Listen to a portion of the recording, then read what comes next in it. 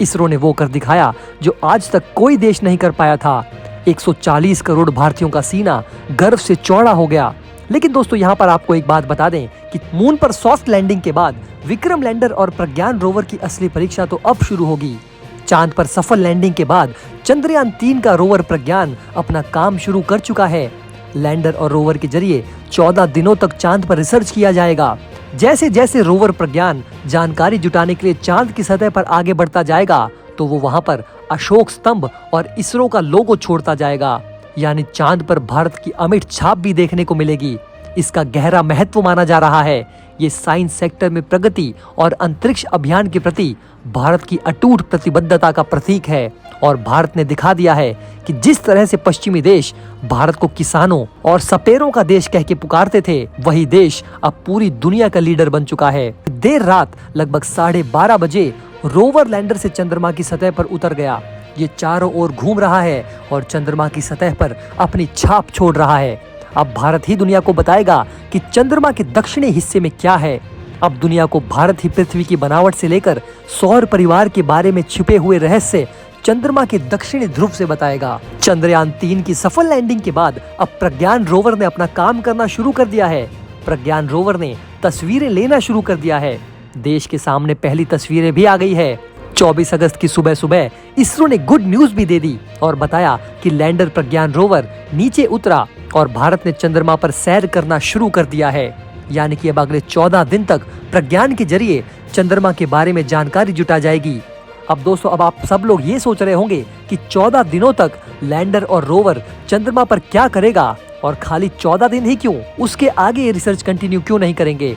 तो दोस्तों आपको बता दें कि चंद्रयान 3 के लैंडर और रोवर को एक चंद्रमा के दिन यानी कि 14 दिन के लिहाज से डिजाइन किया गया है। जी हाँ दोस्तों, चांद पर एक दिन पृथ्वी के 14 दिन के बराबर होता है, क्योंकि चांद पर 14 दिन तक ही सूरज की रोशनी आती है।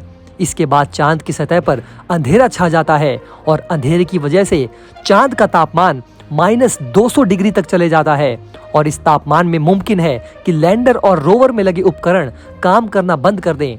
ISRO chief doctor S Somnath ने भी यही बताया कि लैंडर और रोवर को इतने कम तापमान में काम करने के लिहाज से डिजाइन नहीं किया गया है, इसलिए 14 दिन तक ही ये चांद पर जानकारी इकट्ठा कर पाएंगे।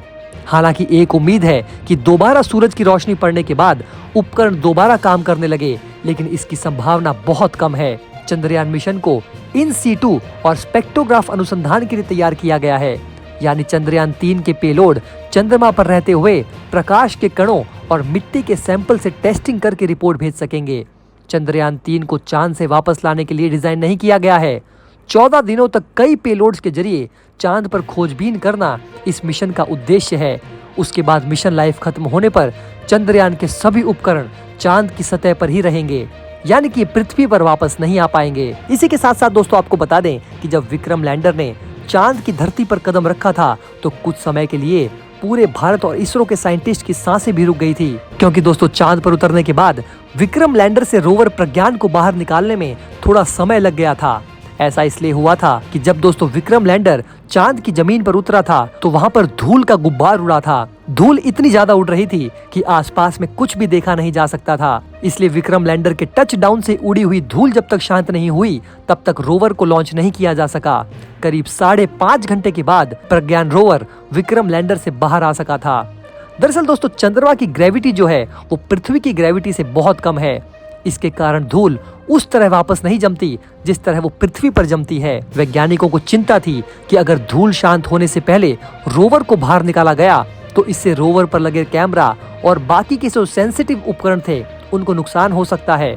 लैंडर के चांद पर उतरने के करीब 5.5 घंटे बाद रोवर बाहर आया। इसके साथ ही चांद की जमीन पर प्रज्ञान की चहलकदमी शुरू हो गई। रोवर प्रज्ञान में 6 पहिए लगे हैं। ये रोबोटिक व्हीकल अपने मिशन को अंजाम देगा।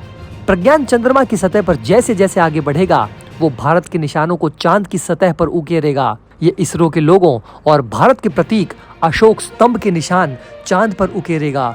इसरो के अनुसार लैंडर और रोवर में 5 वैज्ञानिक उपकरण हैं जिन्हें लैंडर मॉड्यूल के भीतर रखा गया है। इसरो ने कहा कि चंद्रमा की सतह पर वैज्ञानिक प्रयोग करने के लिए रोवर की तैनाती चंद्र अभियानों में नई ऊंचाइयां हासिल करेगी। लैंडर और रोवर दोनों का जीवन काल एक चंद्र दिवस यानी कि पृथ्वी के 14 दिन के बराबर है। चंद्रयान-3 चंद्रमा के दक्षिणी ध्रुव के पास अपने रोवर को तैनात करेगा, जो चांद की मिट्टी और चट्टानों की संरचना के बारे में अधिक जानकारी देगा। चंद्रमा के दक्षिणी ध्रुव पर बर्फ और खनिजों का भंडार होने की उम्मीद है। साथ ही साथ प्रज्ञान रोवर का सरफेस थर्मोफिजिकल एक्सपेरिमेंट यानी कि चेस्ट ध्रुवीय क्षेत्र के पास चांद की सतह के तापीय गुणों का मापन करेगा।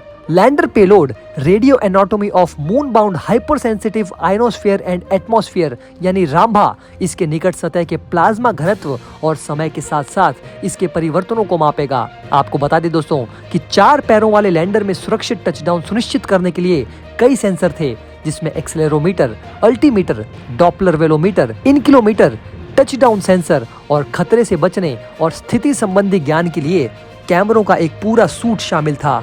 4 साल में भारत के दूसरे प्रयास में चंद्रमा पर अनगिनत सपनों को साकार करते हुए चंद्रयान-3 के 4 पैरों वाले लैंडर विक्रम ने अपने पेट में रखे 26 किलोग्राम के रोवर प्रज्ञान के साथ योजना के अनुसार चंद्रमा के दक्षिणी ध्रुव क्षेत्र में सफलतापूर्वक सॉफ्ट लैंडिंग की। शाम 5:45 बजे लैंडर मॉड्यूल को चांद की सतह की ओर नीचे लाने की शुरू की गई प्रक्रिया के दौरान इसरो वैज्ञानिकों ने इसे दहशत के 20 मिनट के रूप में बताया। बेंगलोर में स्थित इसरो के हेडक्वार्टर से इस मिशन को संचालित किया जा रहा था। जैसे ये चांद की जमीन पर उतरा, सारा देश खुशी से झूम उठा और प्रधानमंत्री नरेंद्र मोदी ने कहा कि भारत अब चांद पर है और ये सफलता पूरी मानवता की सफलता है। ब्रिक्स शिखर सम्मेलन में भाग लेने जोहानसबर्ग गए मोदी ने इसरो वैज्ञानिकों को ऑनलाइन संबोधित करते हुए कहा कि भारत ने पृथ्वी पर एक संकल्प लिया और चंद्रमा पर इसे पूरा किया। चंद्रयान-3 चंद्रयान-2 की तरह एक मिशन है और इस मिशन को भी चंद्रमा की सतह पर सुरक्षित सॉफ्ट लैंडिंग, चंद्रमा पर रोवर की चहलकदमी और वैज्ञानिक प्रयोगों को अंजाम देने के उद्देश्य से भेजा गया है। दोस्तों, अगर आप हमारे काम को पसंद करते हैं और हमारी खबरें आपको पसंद आती है तो हमारे इस चैनल को सब्सक्राइब किए बिना बिल्कुल भी मत जाइएगा। हमारे इस उभरते हुए चैनल को सपोर्ट कीजिए और आपका एक सब्सक्राइब हमारे लिए बहुत मायने रखता है।